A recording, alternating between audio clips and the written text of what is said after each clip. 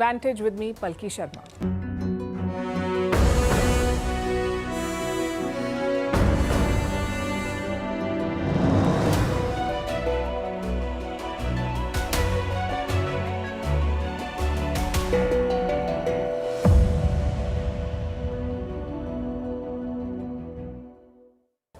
The Trump cabinet is growing and so are the complaints. He's picked an alleged sex trafficker to lead the Justice Department. Some are calling it the worst cabinet nominee in American history. But is there a method to Trump's madness? Also, he's joking about a third presidential term in 2029. We'll tell you if that's even legally possible. Meanwhile, the outgoing President Biden is gearing up for a meeting with China's Xi Jinping. We'll decode what's on the agenda. In Ukraine, there is talk of making a nuclear bomb if Trump stops military aid. In Sri Lanka, today was election day. And in France, there is trouble brewing for right-wing leader Marine Le Pen. She could be disqualified from the 2027 presidential race. We'll tell you why. In Delhi, smog is in the air and the blame games have begun. But why doesn't anyone have a concrete plan? All this and more lined up. The headlines first. UN nuclear watchdog chief Rafael Grossi, on a visit to Iran, meets the country's top diplomat to hold crunch nuclear talks. Tomorrow, he will visit Iran's uranium enrichment sites. This comes just months before Donald Trump returns to the White House. In 2018, Trump unilaterally withdrew the US from Iran's nuclear deal with world powers. The rupee slips to an all-time low against the US dollar. Foreign fund outflows and strong dollar demand from investors are weighing it down. Rising inflation has also affected the Indian currency negatively, but the Indian rupee's depreciation remains less severe than other Asian currencies. Dominica to bestow its highest national honor on Indian Prime Minister Narendra Modi. It is to recognize Prime Minister Modi's contributions to Dominica during the COVID pandemic and his efforts to boost ties between the two countries. The award will be conferred next week. A Uganda TikToker is convicted for insulting the president. The 21-year-old content creator called for the public flogging of President Museveni. He now faces up to 7 years in prison. The TikToker is the fourth Ugandan to appear in court in the last 2 days for insulting the president. And diplomatic turmoil hits COP29. A French minister cancels her trip to the UN climate talks, claims Azerbaijan's president accused Paris of colonial crimes. Relations between Paris and Baku have been tense over France's support for Azerbaijan's arch-rival Armenia. Argentina also withdraws its delegation from COP29 without citing a reason.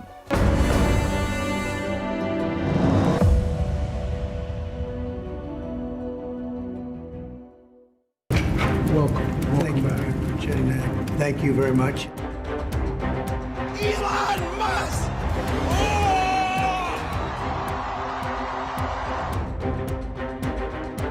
This is a made-up crime.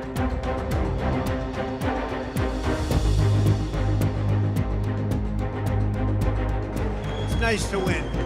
Next time, if we go up even a fraction of what we went up.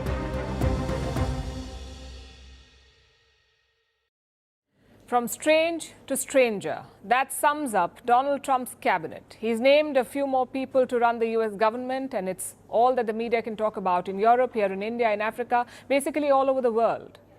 We generally do not cover government formation like this. We cover the campaign, we cover the results, and that's about it. Such an intense coverage on cabinet picks is rare.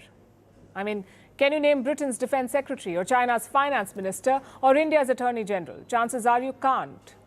But you know that Trump's Pentagon chief is a Fox News host. It shows the sort of power the US wields in world affairs. It also tells you how they dominate media narratives. There are so many reports, so many leaks, so many insider accounts, so the whole thing becomes riveting to cover. Of course, Trump's choices have added to the intrigue. Meet his pick for Attorney General, the man who will head the US Department of Justice, sort of like America's top cop, the FBI, the Drug Enforcement Agency, all of them will report to him. And his name is Matt Gaetz, a congressman from the state of Florida. Even Republicans are surprised by this choice. One lawmaker said that he was stunned and disgusted. Another said that Gaetz has a better shot at dining with Queen Elizabeth than being confirmed by the Senate. And yes, he is talking about the late British monarch. John Bolton called this the worst cabinet pick in history. And Bolton was Trump's national security advisor, a longtime Republican. I'm sure you're wondering what this outrage is all about. Well, listen to Gaetz's resume. He ousted a Republican House Speaker in 2023. He was investigated in a sex trafficking case. He was probed for sexual misconduct and drug abuse. And he once invited a Holocaust denier to the US Congress. That should give you an idea. But Trump says that Gaetz is a gifted attorney, someone who will reform the Justice Department.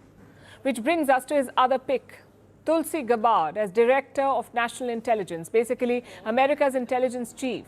Now, Gabbard used to be a Democratic congresswoman, but she supported Trump this time. She was also America's first Hindu lawmaker, and her politics? Like Trump, she wants Washington to withdraw from foreign wars. She opposes military aid to Ukraine. She also wants US withdrawal from Syria and Iraq. Interestingly, Gabbard met Syrian President Bashar al-Assad in 2017, right in the middle of the Syrian civil war. In 2019, Hillary Clinton claimed that Russia was grooming her, sort of like a deep state Kremlin candidate. Many Republicans are unhappy with this choice, with Tulsi Gabbard, but she and Gaetz may find it hard to get Senate confirmation. At least 50 senators need to approve their appointment. On paper, this should not be a problem because Republicans have 53 seats in the US Senate. But a number of them are privately concerned, and not just about the cabinet picks. Look at this report. It says the Trump team is planning a purge at the Pentagon. They're drawing up a list of officers to fire. Even Joint Chiefs of Staff are said to be on this list, especially those appointed by Mark Milley. The Joint Chiefs are the heads of different military wings, like the Air Force, the Navy, or the Marines. And Milley used to be Trump's chairman of Joint Chiefs, sort of like a chief among chiefs. He later called Trump a fascist to the core. So Trump wants to root out his appointees, it seems, and that may include his successor, General Brown. Trump's allies have asked if he got the top job because he was black. So expect a churn at the Pentagon. I'm sure US rivals like China and Russia will be quite happy to see that. Trump himself was in Washington yesterday. He was invited to the White House by President Joe Biden. No animosity, no tension in the air. It was like two old golfing buddies chilling around. Take a look at this. Well, Mr. President-elect and former President and Donald, congratulations. Thank you. And looking forward to having like we said, a smooth transition. Do everything we can to make sure you're accommodated, what you need. And we're going to get a chance to talk about some of that today. So Good. Welcome. Thank you Back. very much. And thank you very much. And politics is tough. And it's, in many cases, not a very nice world, but it is a nice world today, and I appreciate it very much. And a transition that's so smooth, it'll be as smooth as it can get, and I very much appreciate that, Jim. And how did the talks go? The White House says it was substantive and cordial, which is frankly a surprise, because not very long ago, Trump called Biden the worst president in US history, and Biden compared Trump to Hitler. Yet the two men had a cozy fireside chat. I guess that is politics for you. But before going to the White House, Trump met with Republican lawmakers. They have won both houses of Congress, the US Senate and the House of Representatives. So Trump will have absolute control in Washington. And what will he do with that power? Well, he did drop a hint. Listen to this. I suspect I won't be running again, unless you do something. Unless you say, he's so good, we have to just figure it out. A third term in office. Is that even possible? Legally, no. The US Constitution caps the presidential terms at 2. But constitutions can be amended. You need 2/3 majorities in the House and Senate, plus approval from 38 out of 50 states. Realistically speaking, it may not be possible. Only one US president has served more than 2 terms. Franklin Roosevelt in the 1930s and 40s, and he had a good excuse to do so. First, the Great Depression and then the Second World War. Donald Trump does not have those excuses, and his supporters say he was joking anyway. Nice to win. He also joked about his new friend Elon Musk. Listen to what he said. Elon won't go home. I can't get rid of him. Again, we can tell he was joking, but some members of Trump's team are actually concerned. Musk has visited Mar-a-Lago almost every day since Trump's victory. He's also joining his calls with world leaders. Musk is in those calls between world leaders and Donald Trump. So the Trump team says he is overstaying his welcome. One of them said that he was acting like a co-president. Well, too late now. Musk has used X to peddle his importance to Trump. It's as if his support pushed Trump over the line. So a lot of campaign insiders are unhappy. They feel that Musk is stealing credit. Frankly, this sounds less like a cabinet and more like a palace council. We can't wait to see who Trump picks next. Perhaps Captain Haddock from Tintin will head the Navy. And that would send shivers down China's spine. To me, the most beautiful word in the dictionary is tariff. If China or some other country is behaving badly, we have things called tariffs that are so severe.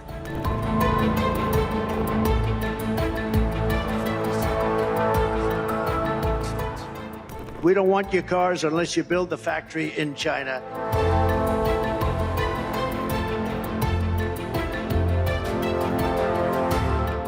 We're going to tariff the hell out of them.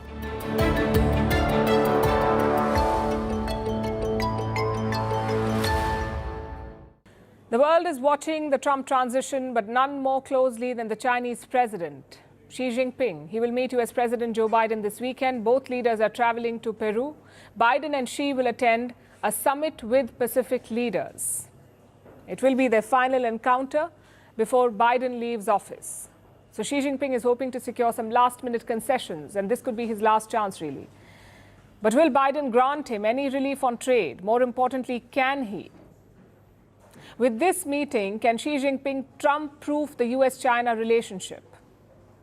Biden and his team appear non-committal for now. I will observe that transitions are uniquely consequential moments in geopolitics. They're a time when competitors and adversaries can see possibly opportunity because you have this change in government here. And so part of what President Biden will communicate is that we need to maintain stability, clarity, predictability through this transition between the United States and China. So the goal is to keep the relationship stable, at least until Trump takes over. That's what Biden is expected to tell Xi Jinping. And how will the Chinese president respond?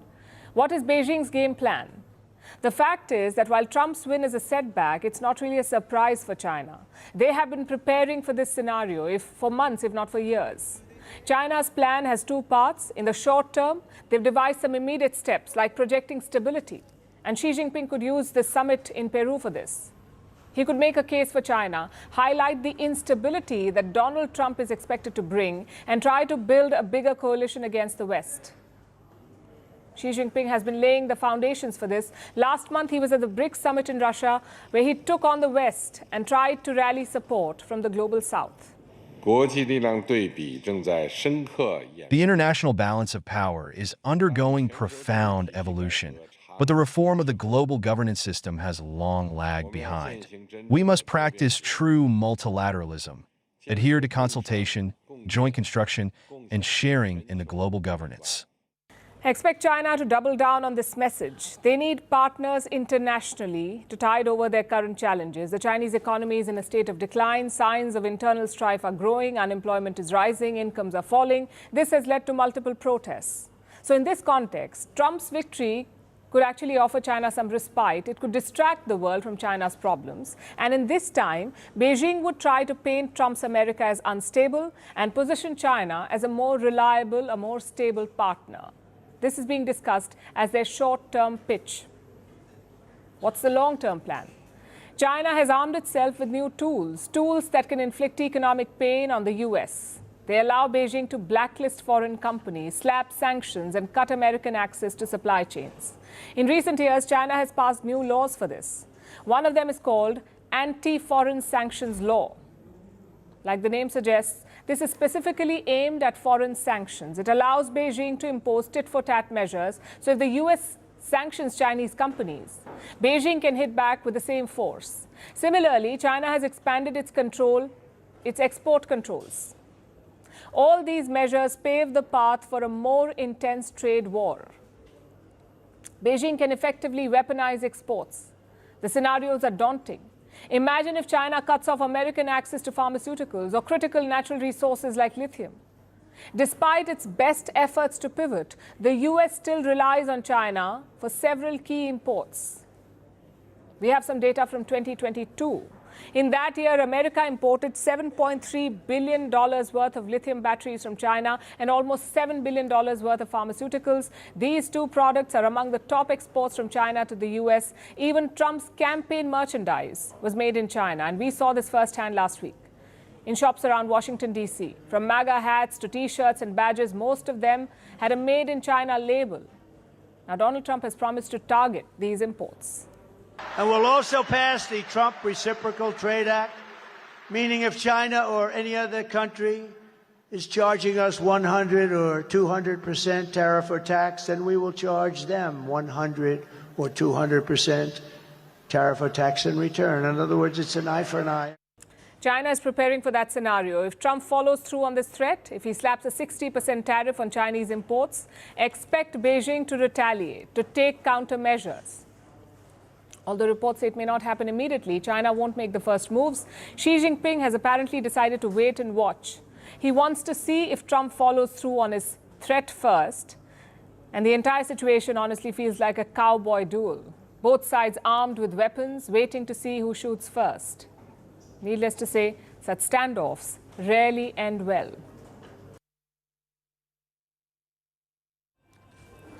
Elon Musk may be riding on the top of the Trump train, but his social media platform is not doing so well. I'm talking about X. On election day, it lost 115,000 US-based users, 115,000 users. All of them deactivated their accounts. Since then, more and more people are following this trend. And where are they going? There's a new platform called BlueSky. It's being pitched as an alternative to X. In fact, it was created by Twitter founder Jack Dorsey. BlueSky has added 1 million users after November 5th. But can it replace X? And will it become just another echo chamber? Our next report tells you. In 2019, Jack Dorsey was still heading Twitter. That's when he launched the BlueSky project. The idea was to build a decentralized standard for social media, one that Twitter would adopt. That did not happen. Elon Musk bought Twitter in 2022. It is now X. So BlueSky became a separate platform. It's an independent public benefit corporation today, and giving some tough competition to X. In September, BlueSky had 9 million subscribers. Now it has over 15 million. The platform has added over 1 million users since November 5th. That's election day in America. And the reason was X's hard shift to the right. Since acquiring X, Musk has championed free speech, but fewer content regulations have led to misinformation, political bias, and a rise in divisive rhetoric. His recent support for President-elect Donald Trump only intensified the platform's shift. So users sought out a fresh space for discourse. On election day, X lost 115,000 US-based users. Where did they move? Well, BlueSky is the biggest gainer. The app is currently at number 1 in the iOS App Store in the United States, and it's because of its image. BlueSky has projected itself as a fresh space for discourse, especially for liberals moving away from X. Even the news organization The Guardian says it'll stop posting on X. An advantage BlueSky has is its interface. It's like an older Twitter. You can share a post of 256 characters. It can be liked, replied to, or retweeted.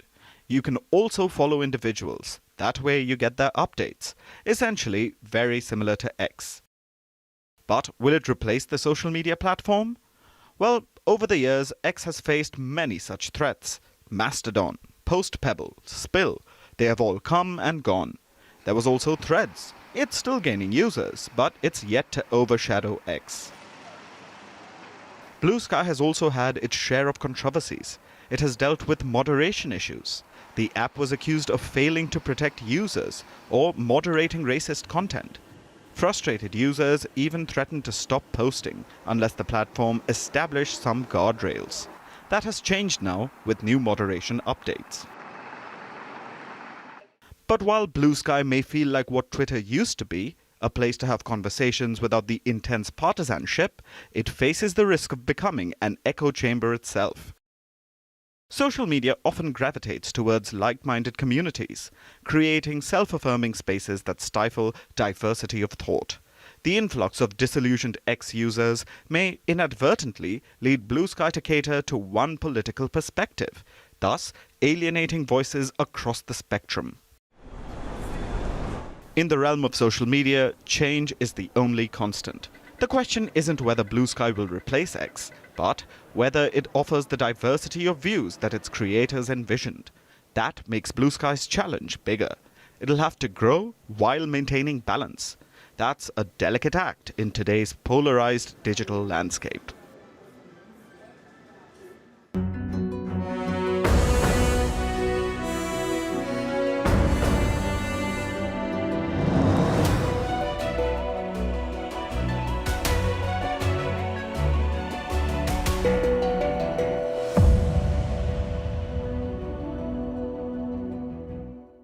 जब हिंदुस्तान मिले हिंदुस्तान से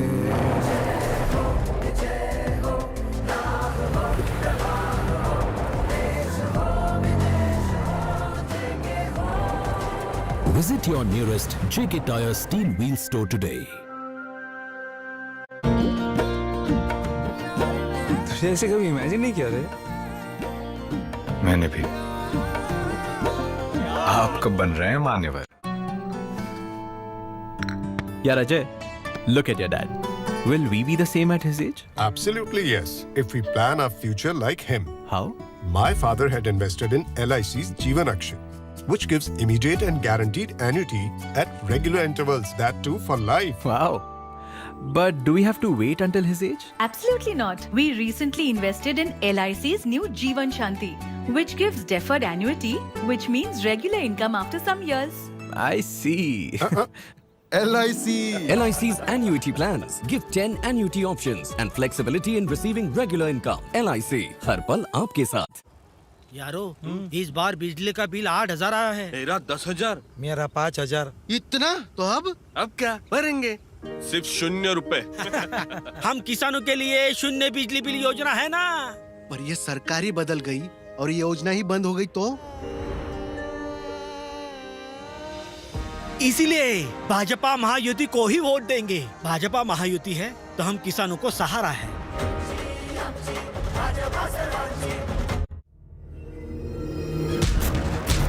The next Indian icons, beating everyone on the globe. B6E and XEV9E. Mahindra's electric origin SUVs. Catch them at Unlimit India. अबे गुल्लू, क्या कर रहे हो? कपाल भाती। यहाँ ऑर्डिनरी प्लाई जैसे हार्मफुल गैसेस नहीं है। खुल के सांस लो। हाँ, यहाँ सब green ply, zero emission ply से तो बना है। अबे 1 मिनट, हम भी करते हैं। शाबाश। ग्रीन प्लाई का zero emission ply, Henley interiors का रिप्लाई। अरे ओ शांता, कहाँ चली घूमने? फिर से मायके?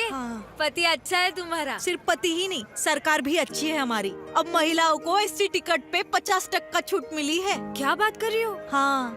पर कभी सोचा है तुमने, ये योजना बंद हुई तो दूसरी सरकार आई तो?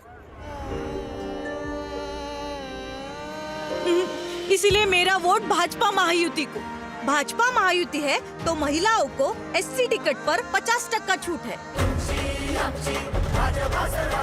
आप सब जानते हैं कांग्रेस का अगला सदर ही आजाद हिंदुस्तान पहला प्राइम मिनिस्टर बने। सबने एकमत होके सरदार पटेल को चुना। इस पार्टी को, हम सबको सरदार की जरूरत है और देश को जवाहर की। फ्रीडम एट मिडनाइट 15 नवंबर से सोनी लिव पर। ओ भाई, अब दिन में भी काम करोगे? तो क्या रात में सांप और तेंदुए के साथ काम करेंगे? मैं तो रात को ही काम करता हूँ। दिन में काम किया तो बिजली का बिल बहुत आएगा। इसीलिए सरकार ने सौर कृषि पंप योजना शुरू की है ना। पर अब सरकार ही बदल गई और ये योजना बंद हुई तो?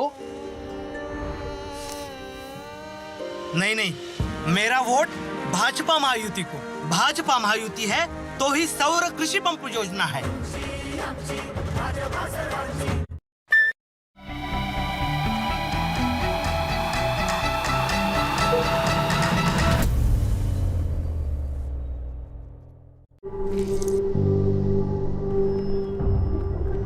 झंझनाहट से जल्द आराम पाएं। सेंसोडाइन रैपिड रिलीफ के साथ। The feelings take control.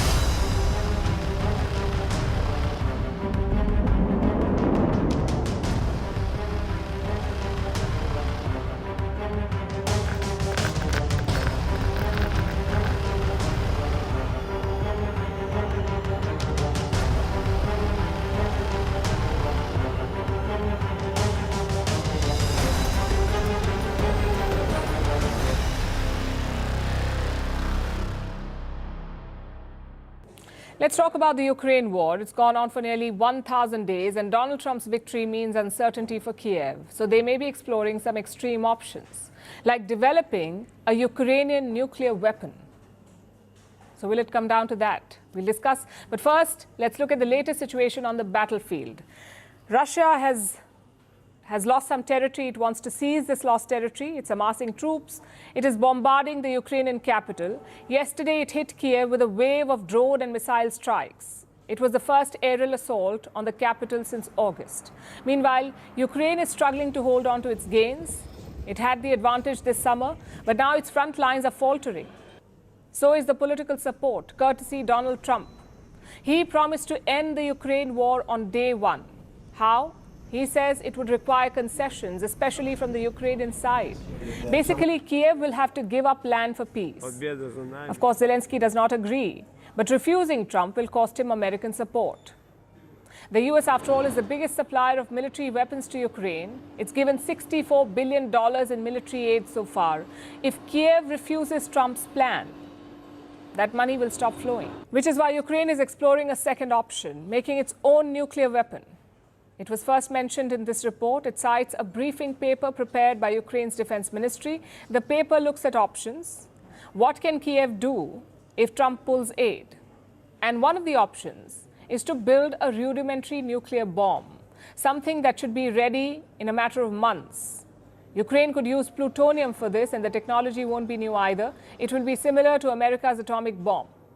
In fact, here's a quote from that paper. Creating a simple atomic bomb, as the United States did within the framework of the Manhattan Project, would not be a difficult task 80 years later. So the report states a simple atomic bomb, big enough to take out a Russian military base or even some industrial targets. Now, Ukraine has denied all these reports. It says it has no such plans either to develop or acquire nukes. That should have put the speculation to rest. But you see, this is not the first time that Ukraine has dabbled with the idea of getting nukes. This country became independent in 1991, Ukraine, when the Soviet Union disintegrated. Ukraine inherited thousands of Soviet nuclear weapons. In 1994, Ukraine gave them up. It transferred all those nukes to Russia. This was an exchange of security, and it was a deal brokered by the West. Ukraine's security guarantees are since gone, but it still has 9 operational reactors. It also has the expertise to build weapons. So it should not really be difficult. And it is something that President Zelensky has mentioned before. What is the way out? Either Ukraine will have nuclear weapons, and then this is defense for us, or we should have some kind of an alliance. Today, we do not know any effective alliances other than NATO. Either Ukraine joins the alliance or it may have no choice but to pursue nukes. That was Zelensky's ultimatum, and it shows Ukraine's desperation, especially for security guarantees. But you see, Kiev is not the only one that's desperate. The current US administration is desperate too. Joe Biden has 2 months left in office and he's racing to secure aid for Ukraine. Biden was in Berlin in October. It was his last trip to Europe and he discussed the Ukraine war with allies. Now his top diplomat is in the region, that's Antony Blinken, and he's trying to make sure that Ukraine gets what it needs. As we're working to make sure that Ukraine has what it needs to effectively defend itself, the United States continues to step up. We've obligated just recently and pushed out the door another $8 billion in security assistance for Ukraine. That was in September. Another almost $500 million just a few weeks ago. And President Biden is committed to making sure that every dollar we have at our disposal will be pushed out the door between now and January 20th. So Biden is pushing more aid to Ukraine. The idea is to create a buffer as Trump pledges to end the war. He hasn't mentioned any plan, though, which leaves Ukraine at a crossroads. What happens if all diplomatic solutions fail? What will Ukraine do then? Getting nukes could reshape global security for generations. It could trigger another arms race. So the stakes are quite high. The question is, how far will Ukraine go to protect its sovereignty? Let's turn to Sri Lanka now, where today was election day, the first parliamentary election since the financial crisis. It's a big test for the country's new president, Anura Kumara Dissanayake. He called for these polls after winning the presidency. Right now, his party has just 3 seats in parliament, which is not enough to make meaningful policies. So Dissanayake is asking Sri Lankans for a decisive mandate. He says we should win big enough to make the opposition cry, which is a strange rallying call. But what exactly is a big win? Sri Lanka's parliament has 225 seats. The majority mark is 113. Dissanayake is eyeing a 2/3 majority, one that will enable him to reform the presidency or maybe even abolish it. But does his party stand a chance? And what about the old faces like Wickramasinghe and the Rajapaksas? Will they be making a comeback? Our next report tells you. Sri Lankans lined up to vote today. A bit of a deja vu if you follow their politics. Because Sri Lanka voted in September to elect a new president. But this one is for the parliament. Around 17 million people were eligible to vote. They lined up at more than 13,000 polling stations across the country. The turnout was reportedly low, perhaps a sign of fatigue from back-to-back elections. But those who did turn up had the same message. There is no corruption, and the people who are supposed to do their work do the work they are supposed to do. We need to select the people who can serve the country without any corruptions. This is Sri Lanka's first parliament elections after the financial crisis of 2022. A crisis triggered by mismanagement and corruption. So voters are desperate for change. We saw that in September too, when they voted in a Marxist leader as president, Anura Kumara Dissanayake or AKD. He leads the NPP or the National People's Power Alliance. They have just 3 seats in the current parliament. Not enough to fill a cabinet, let alone implement major reforms. Which is why AKD called for these snap elections. He cast his vote in Colombo today. This is an election that shows a decisive turning point. In this election, the National People's Power expects a mandate for a strong government, and we believe that the people will give us this mandate. But what does that strong mandate look like? Most pollsters expect NPP to cross the majority mark. In Sri Lanka, that's 113. The parliament has a total of 225 seats. Out of these, 196 are directly elected by the people, and the rest distributed based on vote share. A simple majority will allow AKD to implement reforms, but his goal is much bigger. AKD wants to abolish Sri Lanka's executive presidency. Sri Lanka had a parliamentary government until 1978, much like India or the United Kingdom. Most powers rested with a prime minister, but a new constitution in 1978 created an executive presidency.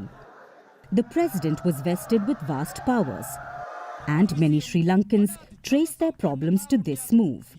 Nearly every party and president has promised to abolish this system. But once in office, they have all seemingly forgotten about it. AKD too has promised to abolish the executive presidency.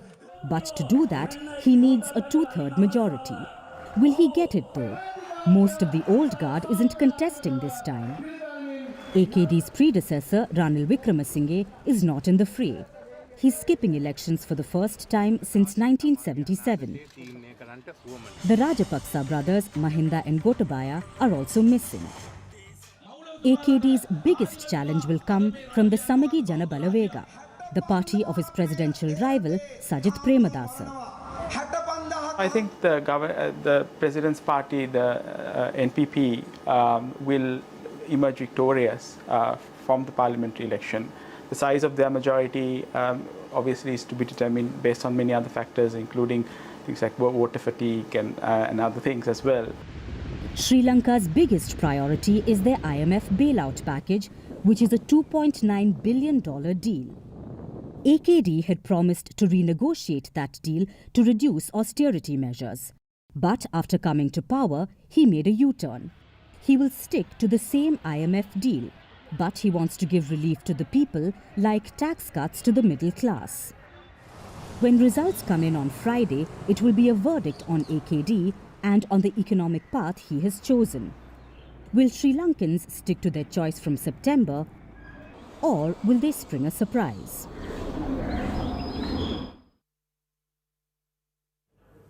Our next story is from France. A trial is underway in the country and it involves one of their biggest politicians, Marine Le Pen.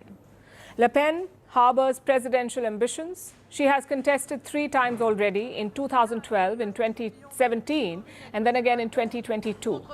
And she lost each time. But she came second in her last 2 presidential runs. In both instances, she lost to Emmanuel Macron, the current president of France. Le Pen has not lost hope, though. She is 56 years old and she plans to run again in 2027. Chances are she could also win.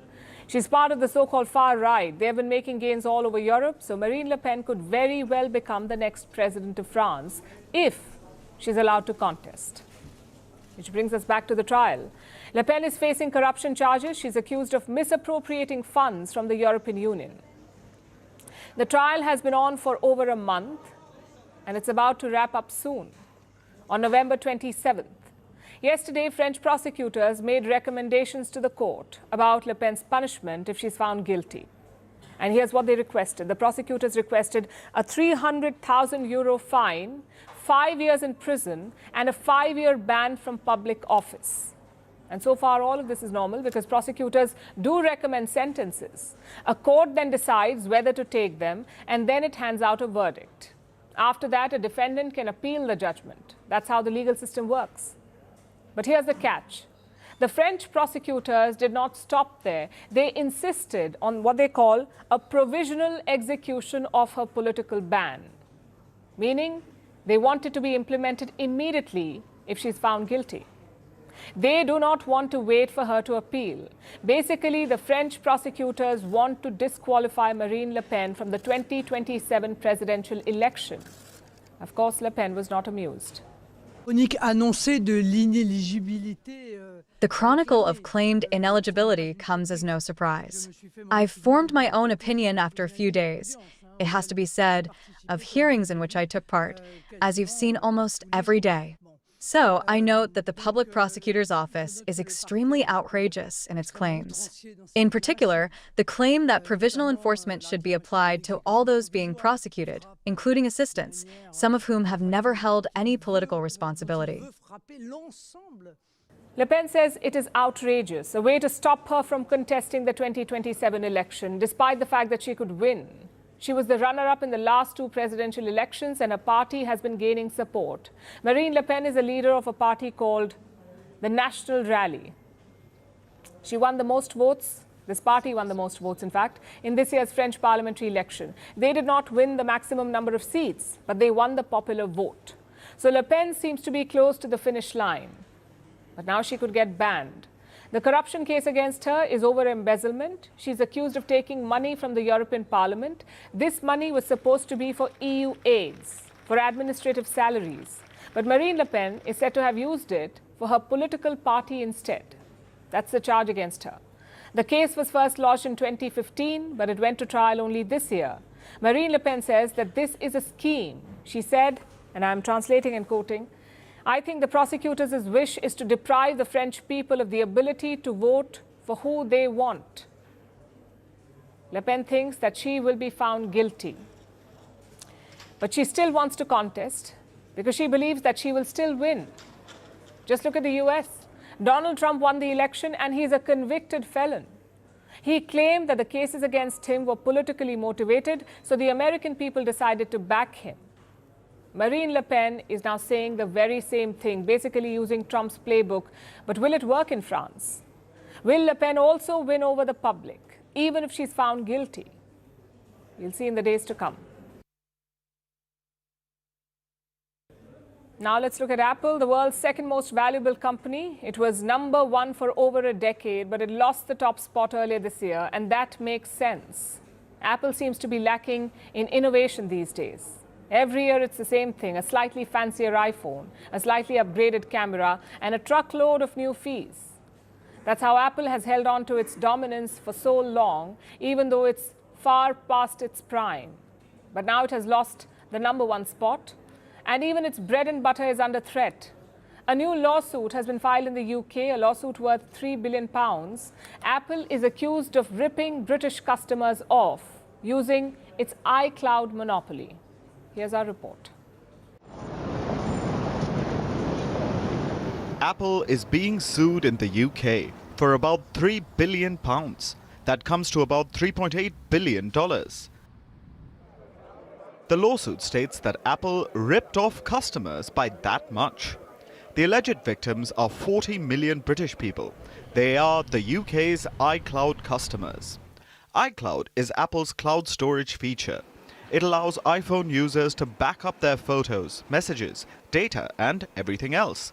With a few clicks, Apple users can have their data protected. For a price, of course. The first 5 GBs are free, but then things can take an expensive turn. People have to start paying for extra cloud storage, depending on how much you use. In the UK, it can range from 99 pence a month all the way to $54.99 a month. That's about $70. The prices shot up last year, between 20 and 29%. It was a very steep hike, perhaps too steep for a lot of people. Now, in most cases, if things become too expensive, you can switch to a cheaper alternative, get rid of the wasteful luxury, and live more frugally. But this is Apple we're talking about. What is the alternative? How does one leave iCloud? It is impossible. Not entirely, anyway. Photos, messages, and some other things can be shifted to a different cloud storage, but there are some things that cannot be moved. Some app data is restricted, so are some settings. These things can only be stored on the iCloud, not on other cloud backups. Apple says this is for security, but in effect, this means that customers are locked in. They don't have a choice but to use iCloud, and that is what the new British lawsuit is about. It says that Apple has a monopoly on cloud storage, and it uses this monopoly to rip off customers. The lawsuit has been filed with the UK's Competition Appeal Tribunal. It hasn't been accepted yet, so there's no guarantee that this will go to the courts. Even if it does, the payout won't be phenomenal. Individual customers may get back up to £70 each, about $90. So the goal clearly isn't to undo past wrongs. Instead, it's to apply pressure. The lawsuit is a way to get Apple to stop its anti-competitive practices. The British suit is not unique. A similar one was filed in the US earlier this year. The American case hasn't concluded yet, and already we're seeing this new British one. The message is clear.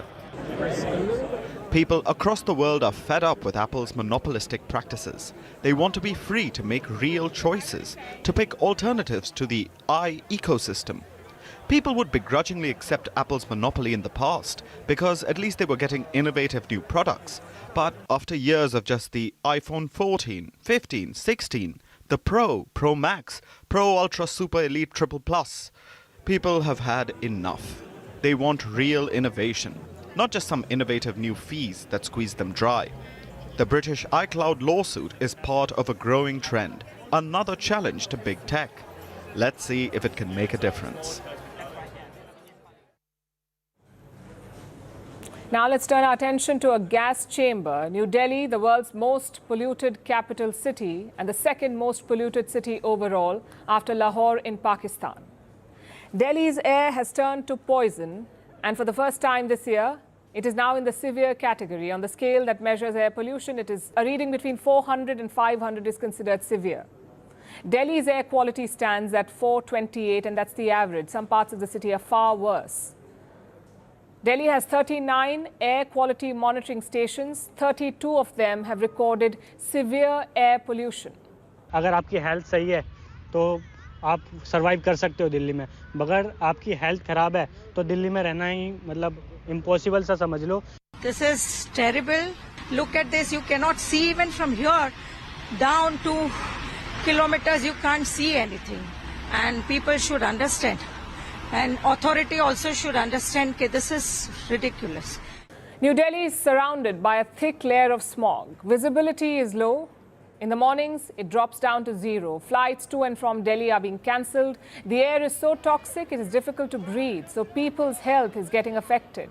81% families have at least one member suffering from health issues due to the pollution. But Delhiites are not the only ones who are suffering. Much of northern India is in the same boat. Punjab, Haryana, Uttar Pradesh and West Bengal. Here, pollution levels are about 30 times the safe limit recommended by the World Health Organization. And the smog is so thick, it is visible even from space. Look at these images, satellite images shared by NASA. These images are so terrifying, they have gone viral. And this is not a contest that India should be winning. This is the world's fifth largest economy we're talking about, the world's most populous nation. With each passing year, India invites more investment. It plays a greater role on the world stage. Last year, we held the G20 summit. It was a gathering of the world's largest economies. This year, G20 is being held in Brazil. It begins in about 4 days from now. Do you think if India were to host that same summit today with the same arrangements, it would have been a success like the last time? With this kind of pollution. How many attendees would want to breathe this toxic air? In 2015, former US President Barack Obama visited India with his wife Michelle. Do you know what global headlines talked about? How toxic the air in New Delhi is. How Michelle Obama has skipped most events. How she would rather stay in the hotel than visit the Taj Mahal. Honestly, it's not a good look. About a decade has passed since then, but air pollution continues to be deadly for India's reputation. And it costs the economy. How much? $95 billion every year. This is unbelievable. We know what causes pollution. We know what to do about it. Yet year after year, interventions are planned at the very last minute. The use of coal is banned, construction is halted, schools are shut. These measures help very little in the short run. And they definitely can't fix the problem. Every year, 2 million people die in India due to air pollution. What is the government doing to save them? This requires year-round action. It requires innovation and sustained effort. It requires investment in technology, in public transport, and in behavioral change. India's pollution crisis is a perpetual emergency. About time we treat it like one. 800 million, that's how many people are suffering from diabetes the world over. 800 million. This is according to a groundbreaking study. It says that diabetes cases have doubled over the past 3 decades, but the trends differ across nations. More than half of these cases are concentrated in just 4 countries: India, China, the US and Pakistan, in that order. So why are some nations worse hit than others? Why is diabetes on the rise, and what can be done about it? Here's a report. Diabetes is underestimated, misunderstood and poorly treated, so it remains one of the most common medical problems the world over. It already affects 800 million people globally, and it is on the rise. The prevalence of diabetes has doubled over the past 30 years, and this is concerning. Because contrary to what many people believe, diabetes is not a simple disease. It's not just about abnormal blood sugar control caused by a lack of insulin. Diabetes is a chronic and progressive disorder, and it has devastating consequences. It can injure critical bodily systems.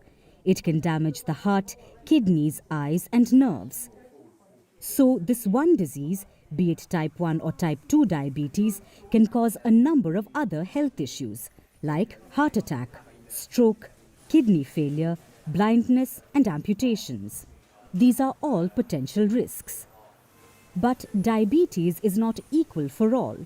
More than half of global diabetes cases are concentrated in just 4 countries.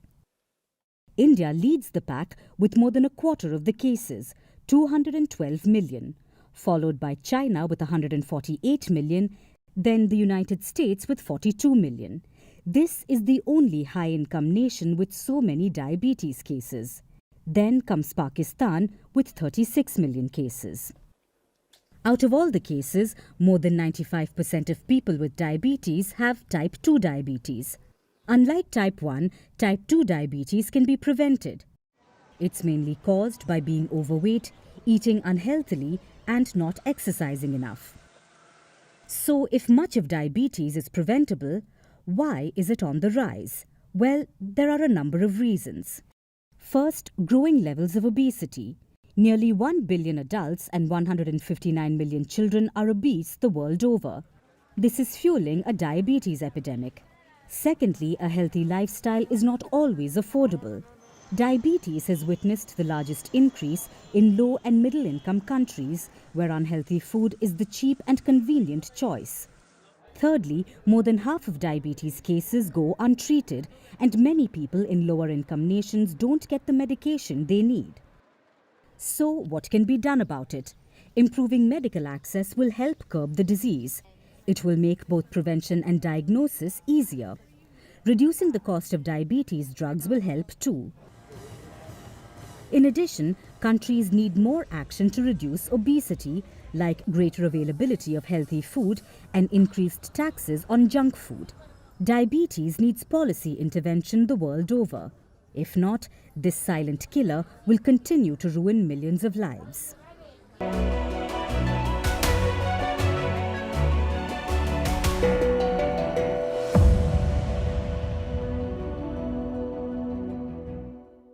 जब हिंदुस्तान मिले हिंदुस्तान से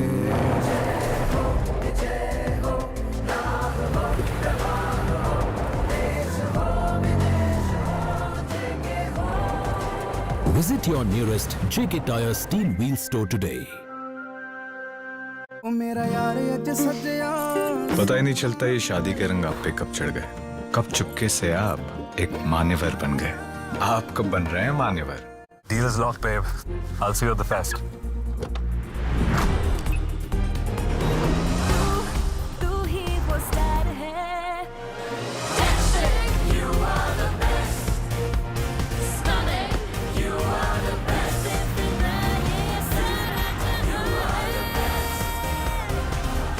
When you arrive in life, you deserve the best of a drive. Presenting the dazzling new Desire, the best and beyond. ओ भाई, अब दिन में भी काम करोगे? तो क्या रात में सांप और तेंदुए के साथ काम करेंगे? मैं तो रात को ही काम करता हूँ। दिन में काम किया तो बिजली का बिल बहुत आएगा। इसीलिए सरकार ने सौर कृषि पंप योजना शुरू की है ना? पर अब सरकार ही बदल गई और ये योजना बंद हुई तो? नहीं, मेरा वोट भाजपा महायुति को। भाजपा महायुति है तो ही सौर कृषि पंप योजना है। विचार नए हैं तो अब नया विकास हो, पुरानी इस जमीन पे नया इतिहास हो। जरूरतें हैं पानी की जो दूर दूर तक, पियो ना ऊक से पियो जितनी भी प्यास हो। एक बार हमारा नाम लो तो एहसास हो, विचार नए हैं तो अब नया विकास हो। उन उंगलियों की खैर जो धागों को बुनती हो, फ्यूचर का ख्वाब देखो तो तकिए के पास हो। उड़कर चलो ना फ्लाईओवर से तो जानोगे हम कितना कुछ बनाते हैं विकास के लिए। उम्मीदें भर के देते हैं हर एक चीज में हम हैं ना, अगर आपकी उम्मीद खास हो। जुड़े हैं हम 140 करोड़ लोगों से, चारों ओर देखो तो एहसास हो। विचार नए हैं तो अब नया विकास हो। वेलस्पन वर्ल्ड। अच्छा बच्चों, बड़े होके क्या बनोगे? I wanna be a footballer, फिर coach. Me a car designer, then an artist. Uncle और आप? मैं तो बिजनेसमैन हूँ। पर उसके बाद? मतलब आप बूढ़े होके क्या बनोगे? अपनी खुशियों वाली रिटायर्ड लाइफ की प्लानिंग करो आज से with Aditya Birla Sun Life insurance. DJ. आप बूढ़े होके क्या बनोगे? अरे हाँ सच में। क्यों? आज ऑफिस को छुट्टी है क्या? हम अभी ऑफिस से ही तो आए हैं। फिर इतने जल्दी घर कैसे? ये कोस्टल रोड से और मैं मेट्रो से। और कल अटल सेतु से लोनावाला जाने का प्लान है। पर तुमने कभी ये सोचा है अगर दूसरी सरकार होती तो ये सब काम वक्त पे होता?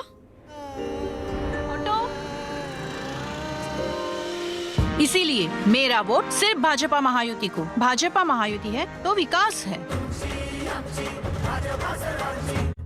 I know you love your dada. Of course he loves you. He just doesn't show it on his face or with his body language. Come on. Junior. No. Good job, Junior. Way to go. The feelings take control.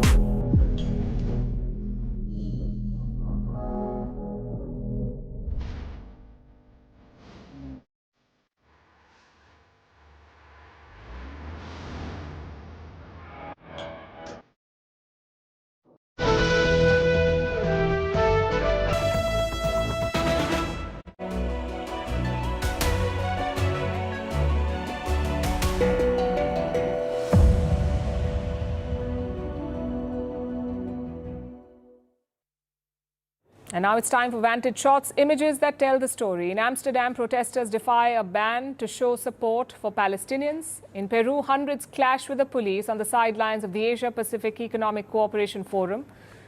And Russian rescuers save a beached whale by returning it to the sea. Finally, we are taking you back in history. On this day in 1969, Apollo 12 lifted off from Florida. This was the second manned mission to the surface of the moon, but it came chillingly close to disaster. The flight was hit by 2 lightning strikes right after its launch. We're leaving you on that note. Thank you for watching. We'll see you tomorrow.